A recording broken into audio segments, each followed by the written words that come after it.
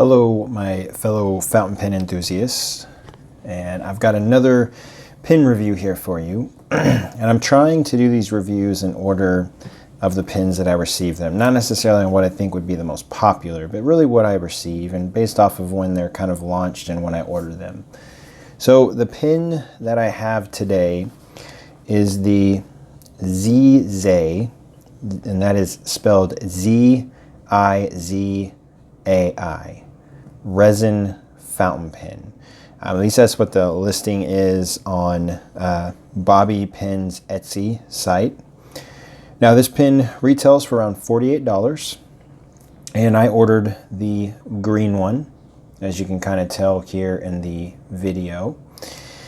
Now, first impressions with this pen is it reminded me when I first saw it online, and even somewhat in person, of the Moonman I think the Moonman N3, as far as the acrylic or the resin material.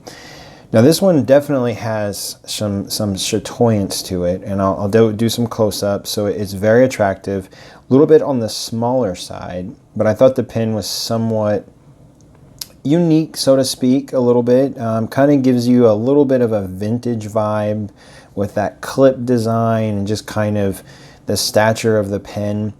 When I first saw it, I thought that this might be a piston filler, and I thought, ooh, that would be really awesome to get a piston filler in this material, but it's not. It's a cartridge converter, but no knock on the pen whatsoever.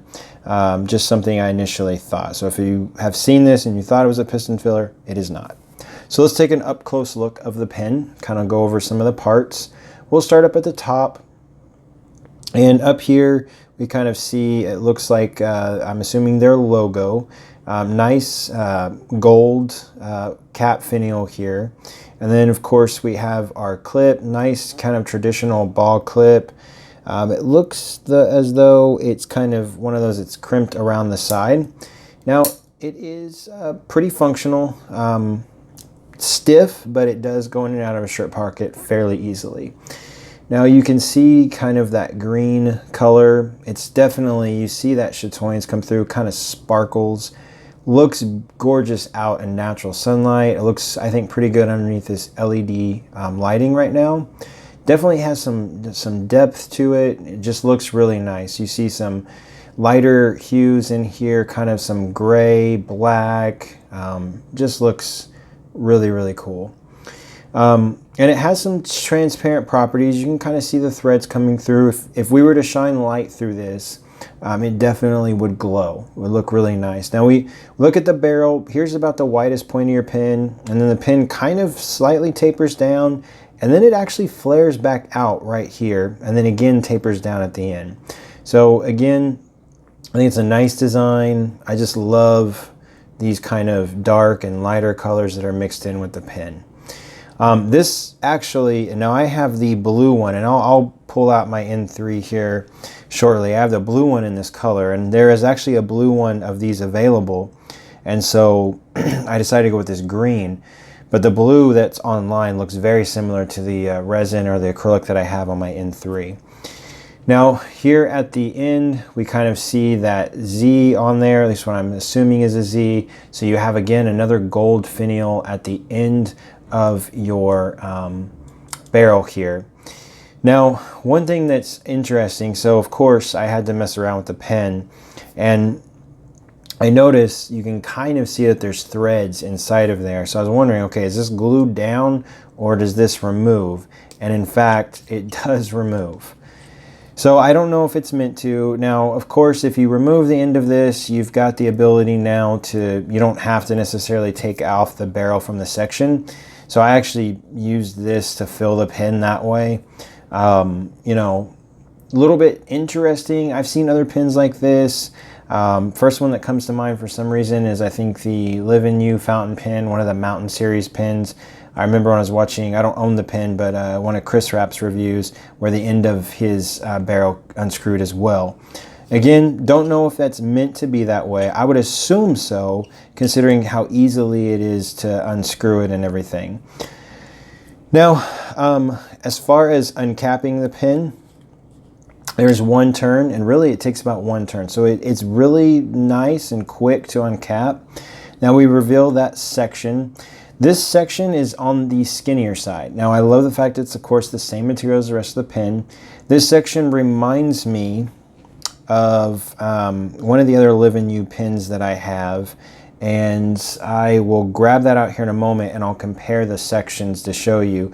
Now, if you're not a fan of real skinny sections, you may not like this, but I actually don't mind this section at all because it has that hourglass shape to it and flares out a little bit at the end, but you can kind of hold it wherever you want. I don't actually write with this pin posted because this right here, the end of the barrel, actually fits really well in the back of my hand, and for me it's perfectly comfortable. However, if you want to post this pin, you can, and the balance on it is very nice. This is somewhat of a smaller pin, so if you have larger hands, this will be a pin that you're definitely going to want to post. But the balance of it is very comfortable when posted. It is a very light pin. I'll put weights and everything up on the screen later on in the video, but it is a very light pin. Now, getting a close-up to that section, the threads are machined nice. They're not really too terribly sharp. Not the most coarse threads I've ever felt, but definitely not horrible. There is a step up, but it's rounded. It's not sharp at all. I don't know if you can tell in the video, but it is actually somewhat rounded, which I love that, because if you happen to hold it farther back, I don't feel as though it's not uncomfortable. Now, it does come with a number 5 nib. Obviously, I would love it if it came with a number 6 nib. This is a Schmidt, which, if you've been buying Chinese fountain pins for a while, you should be fairly familiar, especially if you've been buying LIY or Moonman pins. Basically the same Schmidt fine nib and converter and feed setup that you get. The whole thing unscrews, you can pull it apart. Now, if you don't like the nib that you get, clearly you can change it out with another number 5 nib. I actually happen to get a nice Schmidt nib in this pin. The other thing to bear in mind is if you have several of Moonman pins that have the Schmidt nibs, or even the Moonman number 5 nibs, you can always switch out one of those nibs as well. But this nib actually performs well, and I'll show you that in the writing sample. Now, one thing, and I almost did it just now, if you post this pin, one thing you have to be careful with, and I think it's a little bit of, well, I don't think a little bit, it is a design flaw, is when you go to pull this off, it does post really nice, but it posts on the end of that barrel is you can actually unscrew the end very easily. So I find myself having to pull it off. Now, it is gratifying when you post. It doesn't snap, but it really goes on there very securely. But again, you just have to be wary when you're pulling it off, because you can start to unscrew the end of this barrel. Obviously, you could glue that down if you wanted to, you know, but I'm not going to do that. But just so you're aware of that. Now, as far as taking off the section from the barrel, it's very easy and simple. Now, there's no metal collar here, but just saying hypothetically, if you wanted to eyedropper this pin, I don't know if I would, honestly, because of the fact that you have threads back here, and this metal cap or metal barrel finial here, you can actually see it through the end of the barrel. So I wouldn't say that this would seal up very well. So I would not recommend eyedropping this pin at all. Of course, same Schmidt converter, like I said before, that if you've had this type of setup before, pretty standard, pretty simplistic. But this pin, the section, and I'll show you here in a minute, I think it was my, what is it, LIY Me Too, I think is the name of the pin. It's been so long since I purchased it. It reminds me very much of that. So I'll do a comparison with that pin just because of the section, in case you own that pin. I'll kind of show you the comparisons there. And then we'll do some other sizing comparisons with some other popular fountain pins. See you in a moment. All right, so we're back, and here I've got 4 pins to compare sizing with, and this pin, the LIY here, was not necessarily, it was definitely not my first Chinese pin I ever purchased, but it was one of my first. This was kind of before like Pin BBS got really popular, one of my first like acrylic Chinese fountain pens I got pretty excited about when I ordered it. Now, of course, PenBBS has kind of changed the name of the game, so to speak. But here we've got really 4 different brands. So we have here at the bottom the Zizai, which you can tell is really the smallest out of these 4 pens. We have our Live in You. Again, I think this is the Me Too. If it is not, I'll put it in there and I'll correct myself. And then we have our Moonman N3. And again, there's a blue one of this pen on the Etsy site. This reminds me very much of this as far as the material goes. That's why I incorporated this. And then, of course, just for general sizing comparison, we have our Pilot Metropolitan. Now, let's take a look at all of these pens uncapped to kind of compare nibs and sections, because they all have different sections. So here we see all 4 of the pens uncapped. Now, here's where, to me, the size of the Zizai really kind of gets closer to these other 3 pens. It looks a lot smaller in its capped form, but once you uncap it, it's really about the same size as these other 3. There's not a huge difference in my opinion. Now, all 4 of these pens post, although I don't, the Pilot Metropolitan to me is not a great posting pen, just my personal opinion and preference. Now, I'm just going to pick this up so we can get an up-close personal look. Now, so looking at the Zizai first, you'll notice that hourglass-wise, the sections are somewhat similar. Now, the Live in You is definitely skinnier than I remembered it. I haven't written with the pen for a while, so it's definitely skinnier. Both come with number 5 nibs. I have that FPR Flex nib in there. I have not used it in that pen. I just put it in there temporarily. So I know it looks a little different. Now we've got our number 5 Moonman nib here. It's a great nib. So again, if you have a Moonman pen with one of these nibs in it and you don't like your Schmidt nib, you can always switch that out. This section is really kind of just a straight section, similar to what you would see on a Moonman M2, but a little bit skinnier, not as girthy necessarily. And the Pilot Metropolitan section definitely takes on its own look. But you know, the Zizai is actually a little bit girthier. So if you happen to own a Live in You Me Too and you don't mind the skinnier section, then I think this one will work for you. As I said before, the step down has a nice, it's got a nice curvature to it. It doesn't really dig into your fingers at all, and so I think it works nice. Girth wise, it's really similar to the N3 overall, just a different overall design with that hourglass shape. Again, all number 5 nibs, so it kind of gives you an idea of sizing there. And clearly I cannot speak this evening, so I do apologize. Now let's look at all 4 of these pens posted. All right, so here we see all 4 of them posted. Now the Zizai is still the smallest out of these 4 pens. However, not by a lot. And I don't think it's a lot necessarily to change the overall writing characteristics. The N3 obviously is the longest out of the 4 pens, and it doesn't post extremely deeply, so that kind of makes it more elongated. But really it just kind of gives you an idea.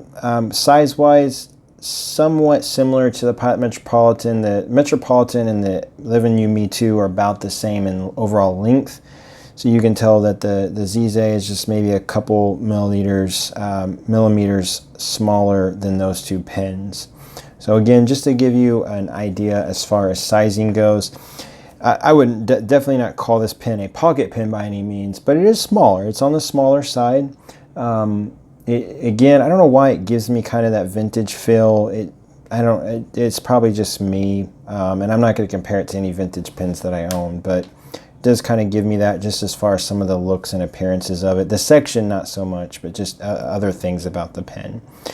All right, so up next, I will post some measurements as well as some weights, so that way you can see that. And then, of course, we will do a writing sample next.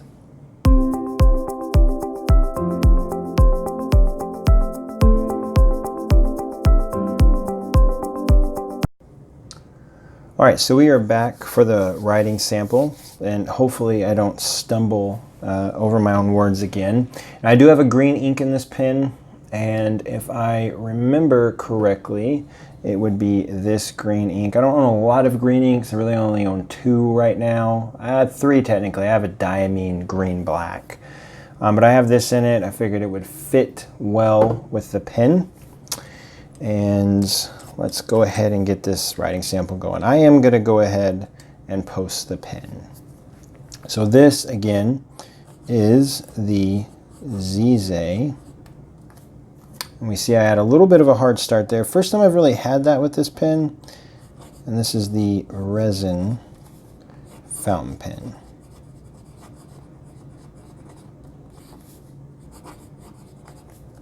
Now we have a Schmidt fine nib.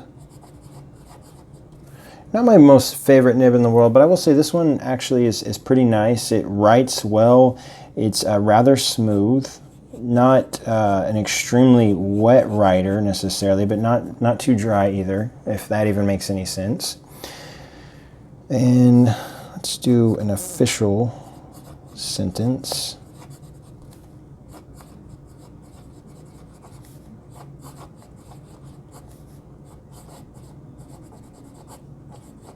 I do think at some point I will wind up changing out this nib though. I've been writing with it for quite a bit over the last week or so. And the pen I really enjoy. The nib doesn't do a ton for me, but again, it's not an unpleasant experience whatsoever. If you like fine nibs, this will be a nice one for you. All right, so there you see an actual sentence. Do some kind of figure 8 type stuff. This nib's a little bit soft. You can get just a tad bit of line variation. Clearly not a flex nib, so I don't want to say that that is anything like that. Downstrokes, cross strokes, wetness. Again, not an extremely wet nib, and it is a fine nib. But overall, you know, it performs well. A little bit of fast writing, no skipping. Not a great fast writer, but I figured I'd show that. Now, all right, so this pen retails for $48. So to me, a little bit of a premium price point. I would put it, you know, I would put it in that category with like a Live-In-You fountain pen. So if you're a huge fan of like Live-In-You fountain pens, and the reason why I put it in that category is I think the material is gorgeous, like a lot of the Live-In-You fountain pens. The nib, very similar to what you would get. I mean, I now have 3 LIY fountain pens. I have the Future, which I'll pull out, which I've already done a review on. So I have this one, comes with a Schmidt nib. So most of you know about, you know, this pen. And then of course I have the Shiwu, which is their really big oversized pen. And that comes with a Schmidt nib too. Fine nib, this is a number 6, which I switched out for a medium nib. But I mean, again, just to kind of give you an idea, I would put this pen, and I don't want to say necessarily the brand, but I would put this pen definitely in that category. So depending upon if you like those pens, I think price point wise it fits in there. I don't think this pen is for everybody. Am I happy I own it? Yes. I love this color. It's beautiful. But outside of that, it's not necessarily a pen that I just automatically gravitate towards. Maybe part of that's the nib. So I'm not saying that I don't approve it. I think it's a great pen. But that price, I think if it was maybe in the $30 range, I think this pen would be amazing. I think 48's a bit steep. If you have to pay tax, for instance, which like I do where I live, I have to pay tax on everything I buy on like eBay and Etsy and all that. And then you add shipping, which Bobby's shipping on his site's only $1, so it's not like it's that much. But then you're getting to the $50 range as far as the price goes. So I think altogether I paid probably around $52, $53. So I think it's a bit of a steep price. One thing I did not show earlier, and I did have that hard start, you may not be able to see it, but there is no cap liner in there either, which could be a contributing factor to that hard start. I will say That might have just been me as far as the angle in which I was holding the nib or the pin in relation to the paper. I haven't had hard starts with this pen. The other thing is the screw that holds the clip and this finial together. It is exposed, which I know some people hate that. So I'm sure over time there could be some rusting issues or something like that. So it's something I wanted to know, but there is no cap liner in there. I mean, it seems to be sealing up pretty well and performs pretty good, but I think it's a really cool pen, gorgeous material. It writes fine. I just don't know if it's quite worth that price point, I guess is my point. That's all I have for this review. So I was waiting to share this at the end, so that way if you don't want to hear it, you can now go ahead and discontinue the review. But I did create a fountain pen Discord. And if anyone is curious what is Discord, I know it's pretty popular amongst gamers, and I'm not a gamer, but I did have a viewer ask me if I'd ever thought about creating a Discord server. And I never had, and then I started thinking about it. Maybe they have a point. I'm sorry if you're happening to watch this video, please comment down below. I did not go way back in my comments and figure out who had commented that. But I started thinking maybe there's a point behind it. I did a little bit of research. It's actually very simplistic. The only point behind it is, so if you're not on Facebook or Instagram or don't really have any need or want to be on that, I thought it'd be a little bit different than Fountain Pen Network or Reddit for that matter. So it's really just a server. You can do it on your phone. There's an app you can download, or you can just simply do it on a computer or on any web browser. So you don't have to have the app, but I will post a link in the description to the Discord server. I think right now I have like 5 people in the server. So there's not a lot of people, but this can be another format if you just want to communicate, ask questions. I have it on my phone, so whenever I have time and I look and you have questions for me or just anyone and you want to communicate with other fountain pen lovers or enthusiasts, this can be a great way to kind of communicate that way.